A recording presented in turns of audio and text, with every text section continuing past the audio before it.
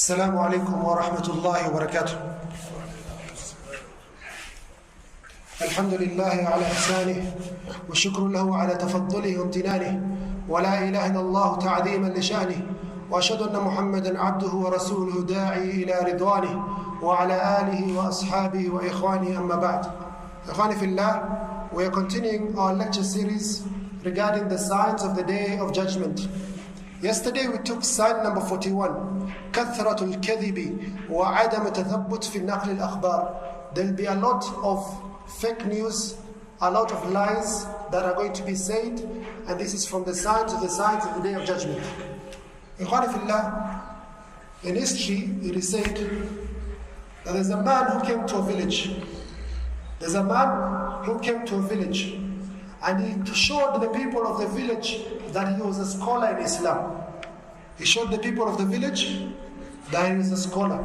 So the people of the village were very happy, and they gave this person a position in society. They gave this person a status in society. Any question they have, they ask him. But with time, they got some doubts. Every single question we ask, he answers, and he answers with statements of the scholars and hadiths. There's something doubtful here. So one day, a group of them, they sat together. They said, either this sheikh is the most knowledgeable man ever, or is the biggest liar ever. It's one of those two options. Either this sheikh is the most knowledgeable person ever, or is the biggest liar ever. So they decided amongst themselves, let's give this sheikh an exam. So, give me an alphabet in Arabic. So the brother says, Kha. Give me another alphabet, Nun. Give me an alphabet, Fa, Shin, Alif, Ra. Everyone brought a harf in Arabic language, and they formed a new word, Al-Khimfishar.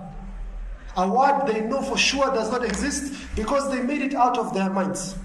So they go to the Sheikh and say to him, Ya Sheikh, we have had some discussion and we had some khilaf amongst ourselves. He says, تختلفون وأنا بين أظهركم. How do you have khilaf and I'm present here? It is not proper. Ask me whatever you want to ask me. So he says, يا فضيلة الشيخ أحسن الله إليكم ما معنى الخنفشار? What is the meaning of the word الخنفشار? He says, الخنفشار هذه معلومة قديمة عندي. He says, this is knowledge that I had from years back on this issue of خنفشار.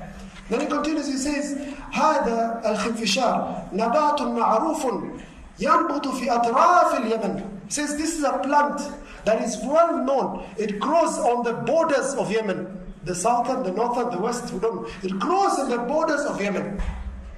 And this khifishar, if an animal eats it, it stops production of milk. So some people who do haram, they give a khifishar to the cows and the camels so that the milk does not come out for 3 days, and after 3 days the milk comes out a lot. And this is khiyana. And the Arabs have also spoken about khifishar. They have said it in their poetry, لَقَدْ عَقَدَتْ مَحَبَّتُكُمْ فُؤَادِي كَمَا عَقَدَ الْحَلِيمُ وَالْخِنْفِشَارُ. And the Prophet Muhammad has narrated a hadith to this regard. I narrate this hadith to you. قال حدثني فلان عن فلان عن فلان. The people told him, yeah, you have lied on the people of Yemen. You have lied on the cows and the camels. You have lied on the poets. Do not lie on the Prophet Muhammad sallallahu alayhi wasallam. So, from the signs of the Day of Judgment is kathratul kadhib. People are not scared. They talk any lies that come out of their mouth. Sign number 42 from the signs of the Day of Judgment, كثرة الشهادة الزور وكتمان الشهادة الحق. People shall be giving false witness. False witness in a court case. You're told, did you see it? Yes, I saw it, but it was like this. He gives it opposite to what was in reality. And number 2, كتمان الشهادة الحق. Hiding a true witness. You have witnessed something, then you say, no, I did not see it. I'm not aware. And you know, by refusing to give a true witness, you are making it difficult for someone to get their right. Someone's property has been grabbed. Someone's wealth has been taken oppressively. Someone has been harmed. Yet you're refusing to give witness. This is from the signs of the Day of Judgment. The Prophet ﷺ says, إِنَّ بَيْنَ يَدَيْ سَاعَةٍ شَهَادَةَ الزُّورِ وَكِتْمَانُ الشَّهَادَةِ الْحَقِّ. Before the hour, people shall be giving false witness and they shall be hiding truth with true witness. The Shaykh today, he read for us the verses of Surah Al-Furqan, where Allah subhanahu wa ta'ala tells us the attributes of the Ibadur Rahman. Allah subhanahu wa ta'ala says, وَعِبَادُ الرَّحْمَنِ الَّذِينَ يَمْشُونَ عَلَى الْأَرْضِ هَوْنًا. They are the ones who walk upon the earth in a state of ease, no arrogance. And Allah subhanahu wa ta'ala mentioned 13 attributes or descriptions of these people. And from the attributes he says, وَلَا يَشْهَدُونَ الزُّورِ. They do not give false witness. Ikhwani fillah, this is one of the worst sins, to give false witness. Number 2, hiding it. You're not allowed to keep quiet in such a situation. Allah subhanahu wa ta'ala says, فَاجْتَنِبُوا الرِّجْسَ مِنَ الْأَوْثَانِ وَاجْتَنِبُوا قَوْلَ الزُّورِ. Keep away from the worship of false idols. And number 2, he says, keep away from evil statements or making false witness. One day the Prophet ﷺ was sitting with his companions. He says to the Muslims, أَلَا أُنَبِّئُكُمْ بِأَكْبَرِ الْكَبَائِرِ. Will I not tell you the worst of sins? أَلَا أُنَبِّئُكُمْ بِأَكْبَرِ الْكَبَائِرِ. Will I not tell you the worst of sins? أَلَا أُنَبِّئُكُمْ بِأَكْبَرِ الْكَبَائِرِ. He says 3 times. Then he says, number 1, الْإِشْرَاكُ بِاللَّهِ. Worshipping or directing your worship to other than Allah. Number 2, عقوق الوالدين. Mistreating your parents. وَكَانَ مُتَّكِئًا فَجَلَسَ. The Prophet ﷺ was leaning, then he sat up. Then he says to the Muslims, أَلَا وَقَوْلَ الزُّورِ أَلَا وَشَهَادَةِ الزُّورِ. The false witness and the qawl al-zur. And he repeated this 3 times or 4 times or many times until the Sahaba, they said, لَيْتَهُ سَكَتْ. We wish he would have kept quiet. This is something that is very prevalent in our society right now. You can come even in the mosque and you're told stories about people you have never met in your life. And people are telling you stories as if they were present in that situation. You know this guy is a wife beater. I hear you in his house when he's beating his wife. This guy has stolen money from the county. I hear you together when they're stealing money. Were you together when they're stealing money? Were you witness to that?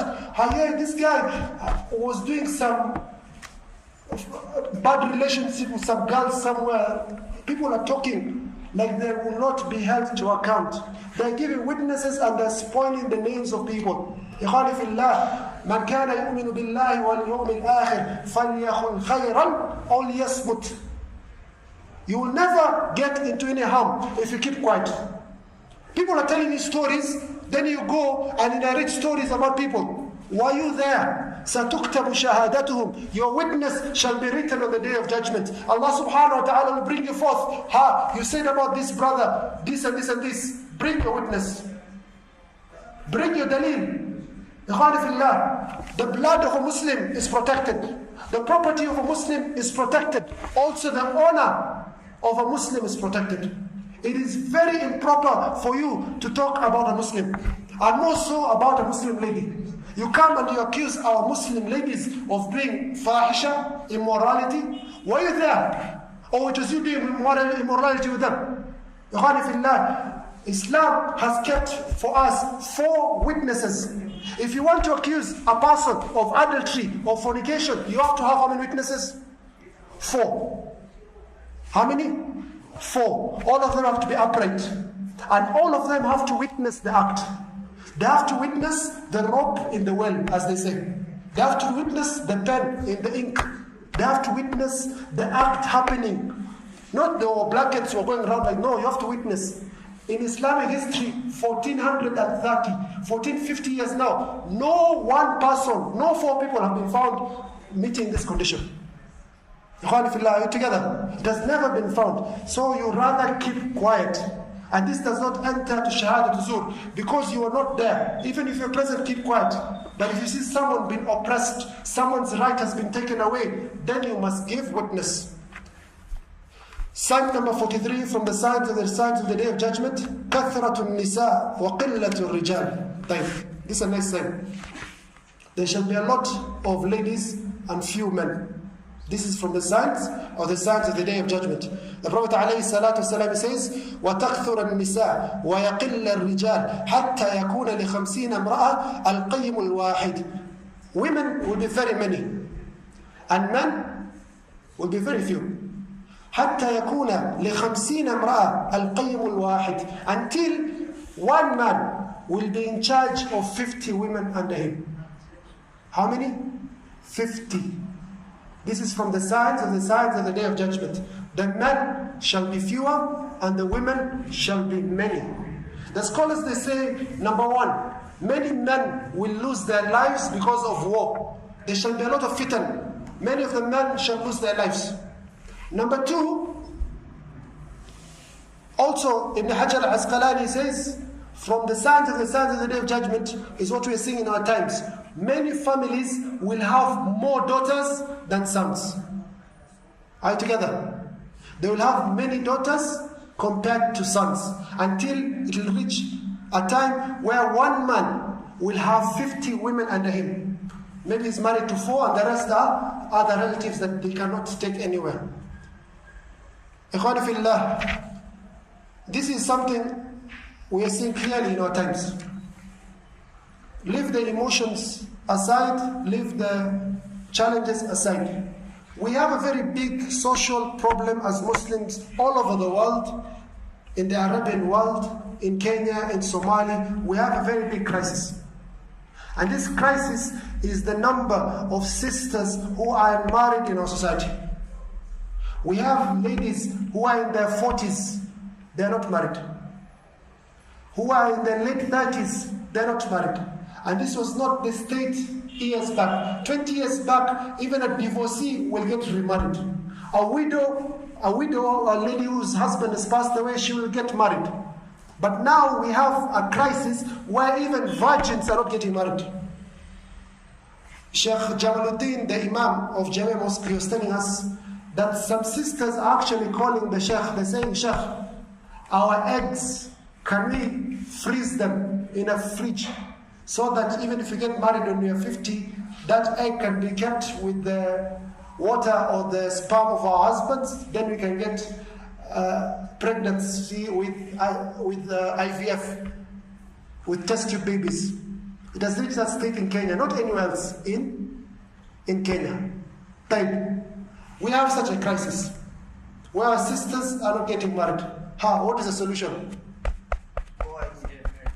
You get married for? Yeah, who else? Question.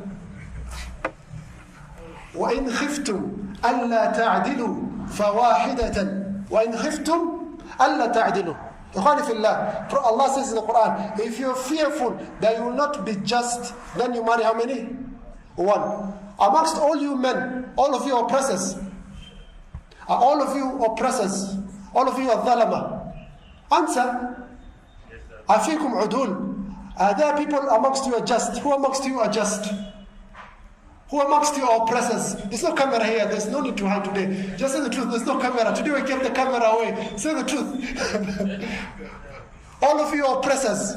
Who are oppressors amongst you? There are 2 options. Either you're oppressors or you're just. Who amongst you is oppressive? Who amongst you is just? You cannot be Ashab al-Araf. You cannot be... No. Ikhwani fillah, in kunta tastati', if you are able to take more than 1 wife, please do so. The state of our society is really crying out. When you have our sisters, they go and they run away with the disbelievers. You had the case a few months back. That lady who we thought she was kidnapped. What did she do? She was actually the kidnapper. She ran away with her kafir. In Nairobi. You remember this story a few months ago? Yeah. True or false? It happened in Nairobi. In Nairobi, she kidnapped and she was fornicating with a kafir. And she is not the only case of Muslim ladies who have gone to the other side. We have seen a number of them even leaving the religion of Islam for a simple issue like marriage. Yes, there's challenges when you marry. Even if you are the best of people, when you marry, then all things that you don't even know where they came from, you become the worst of society. But you have to be patient. You have to be really patient. These challenges are there. 1 month, 2 months. If you're a wise man, you will look after your houses very well. So from the signs of the Day of Judgment, كثرة النساء وقلة الرجال. Now.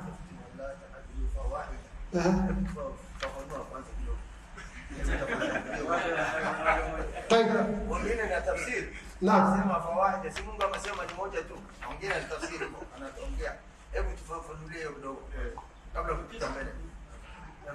There's a hadith I remember we were studying. Allah subhanahu wa ta'ala says in the Quran, إِنَّ الصَّفَا وَالْمَرْوَةَ مِنْ شَعَائِرِ اللَّهِ. That Safa and Marwa is from the signs of Allah subhanahu wa ta'ala. Then the Prophet Muhammad sallallahu alayhi wa sallam was asked, when we are performing the sa'i, what do we start with? He says, "Ibda'u bima bada Allahu bih." Start with what Allah subhanahu wa ta'ala has started with. Are we together? Start with what Allah subhanahu wa ta'ala has started with. I remember the Shaykh when he was teaching us this verse, فَانْكِحُوا مَا طَابَ لَكُم مِّنَ النِّسَاءِ مَثْنَى وَثُلَاثَ وَرُبَاعَ فَإِنْ خِفْتُمْ أَلَّا تَعْدِلُوا فَوَاحِدَةً أَوْ مَا مَلَكَتْ أَيْمَانُكُمْ. So the Shaykh says, if you're supposed to marry 2, 3, or 4. If you are able to do so because you fear being just, then only 1. This is a special case. So I told the Shaykh, "Ibda'u bima bada Allahu bih." You should start as a Muslim with what Allah subhanahu wa ta'ala started with in the verse, which is 2, 3, and 4. فَضَحِكَ Shaykh. So al-adl, justice is only when it comes to 2 things. Do not confuse justice with all other things. Al-justice, al-adlu fi shay'ain ithnain. Al-mabitu wal-nafaqa. If you spend 1 night here, you have to spend 1 night here. Are we together? Al-mabit. You spend 1 night here, you spend here. The Prophet ﷺ, before he died, he had 9 wives. So he used to spend every day 1 night in the house of each of his wives. However, one of his wives, Sauda, she gave her day out to Aisha binti Abu Bakr as-Siddiq. So you have to spend 1 night in each house. Some brothers have different timetables. You can spend 2 nights here, 2 nights here, 3 nights here, 3 nights. So that's acceptable. Number 2, al-nafaqa. Whatever you give this family is what you should spend also on this family. Be just. But however, you have to look at other factors. This lady has 10 children, and this one has only 1 child. She cannot be the same. But you try yourself to be just to both. Even with the issue of okay, there are too many children here. Time. The last issue we're taking today is sign number 44. كثرة الموت الفجأة.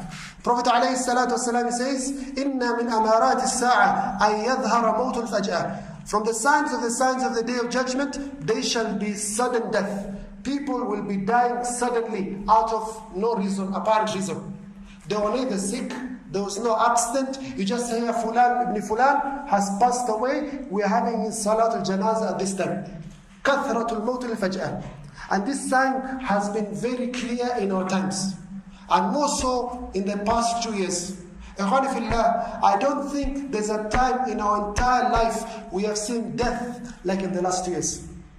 Go to Langata, look at 2014, 15, 16, 17, 18, 19. Then look where the qabr for 2020 starts.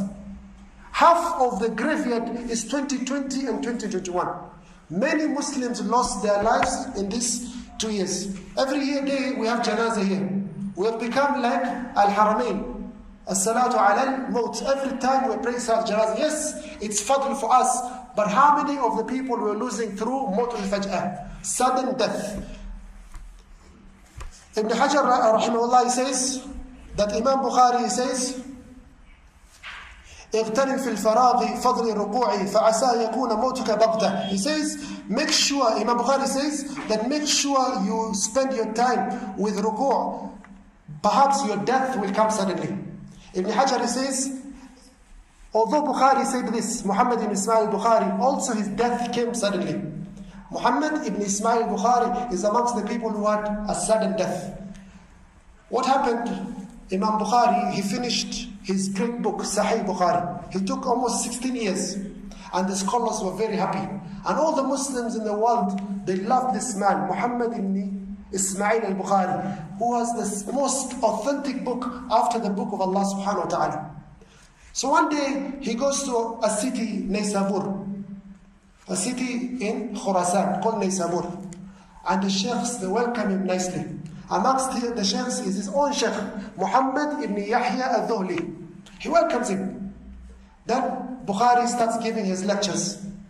And the students leave the gathering of Muhammad ibn Yahya al-Dhuhli, and they all come to the class of Imam Bukhari. Imam Bukhari all of a sudden has 20,000 students attending his class. 20,000 students attending his class. The Shaykh Muhammad ibn Yahya al-Dhuhli, one of the Imams, one of the great scholars, أعلم الناس بحديث الزهري al-Dhuhli, the most knowledgeable who comes with the hadith of Zuhri is this man, Imam Muhammad ibn Yahya al-Dhuhli. He became jealous. He became jealous. And this is something that happens amongst scholars who live at the same time. It is an aib that is there amongst scholars. Some scholars, they get jealous of their fellow scholars and they talk badly about them or they cause fitna amongst them. So Muhammad ibn Yahya al-Dhuhli was brought for news that Imam Bukhari is speaking something about the Quran and that the Quran speaking it is a creation. So he got very angry and he declared that Muhammad ibn Ismail al-Bukhari, the great Imam of the Muslims, is a heretic, is a mubtadi', is an innovator, and he should not be allowed to teach in any place of the lands of the Muslims. So Imam Bukhari, all the students left him, except two students, Imam Muslim, who has the second most authentic book after the book of Allah, the Sahih Imam Muslim. He only remained with Imam Muslim and another of his students. Everyone left him. Then Bukhari, he lives in Naysabur, he goes back to his hometown, Bukhara, and the people do not want to see him. Everyone is talking badly about Imam Bukhari. He leaves Bukhara, he goes to Samarkand, and he's traveling and he's very heartbroken because of this fitna. Because of this heartbreak that the Imam went through, he passed away out of huzn, out of sadness, a sudden death on the day of Eid al-Fitr, the year 256 of the Hijri calendar, at the age of 62. He was about to reach the age of 63. And we mentioned this benefit previously, although we do not know what it means. Many of the greats of Islamic history, they died at the age of 63. The Prophet Muhammad sallallahu alaihi wasallam, he died when he was 63. Abu Bakr as-Siddiq died when he was 63. Umar ibn Khattab died when he was 63. Aisha bint Siddiq, she died when she was 63. Abdullah ibn Mubarak al-Marwazi, born 118, he died 181 of the Hijri calendar at the age of 63. Bukhari, only 1 week left, he died at the age of 63, almost with 1 week left at the day of Eid al-Fitr. Imam Bukhari lost his life, sudden death, and he was amongst the narrators of this hadith. You have another man from the scholars of Arabic grammar. The greatest scholar when it comes to Arabic grammar is not an Arab. Strange thing. The greatest scholars of hadith are not Arabs. Bukhari is not an Arab. Muslim is not an Arab. Abu Dawood, perhaps, and Nasai, Tirmidhi, all this, most of them, Ibn Majah, they're not Arabs. Also, Arabic language, the grammar, is a man called Amr ibn Uthman, the Imam Sibawayh. Imam Sibawayh, the greatest scholar of Arabic grammar. Age 33. He comes and they have a debate between his school and the school of the people of Kufa. Imam Sibawayh is the head of the school of Basra. And the head of the school of Kufa is this man called Al-Kisai. We mentioned him previously. So they have a debate in the presence of one of the great ministers of Islam, Yahya ibn Khalid al-Barmaki, in the year 180 of the Hijri calendar. The issue they're discussing is a difficult issue in grammar. So Imam Sibawayh is asked, what is your opinion on this issue? And he answers, Mas'ala is regarding Idha al-Fujaiyah. It's a difficult issue. However, Al-Kisai says to Sibawayh, you're wrong. You're wrong in this issue. And I'll prove to you you're wrong. Call the Arabs and ask them about this issue. And the Arabs were called and they witnessed for Al-Kisai and they said Sibawayh was wrong. This hurt the Imam very great. He was correct in this issue, but there was a conspiracy or something that was planned to make him look foolish. Imam Sibawayh rahimahullah, at the age of 33, he left the gathering heartbroken and he died a sudden death. You have another man, Sulaiman ibn Abdul Malik, one of the Khalifa of the Muslims. He hears his son has passed away, Ayub. He gets very sad and he says to the Muslims, the Khalifa after me is Umar ibn Abdul Aziz. And after 14 days after his son dies, he loses his life. There are people like this. When you hear the death of someone who's very close to you, it affects you so much because your relation with that person, that you do not stay in dunya, you leave this dunya. You have the greatest example. The Prophet ﷺ, when he was on his deathbed, his daughter Fatima, she comes. Then she's crying. Then she laughs. Aisha says, I used to think Fatima is the most intelligent of women, but on this day she did something strange. She cried and then she laughed. Says, after the Prophet died, I asked Fatima, why did you laugh? Why did you cry, number one? And number two, you started laughing. She says, the Prophet ﷺ said to me that I will die today. There's no more pain for your father. And that is what made me cry.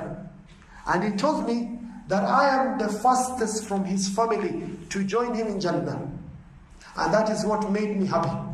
So the Prophet ﷺ, he died. And Fatima, she said her heartbreaking words.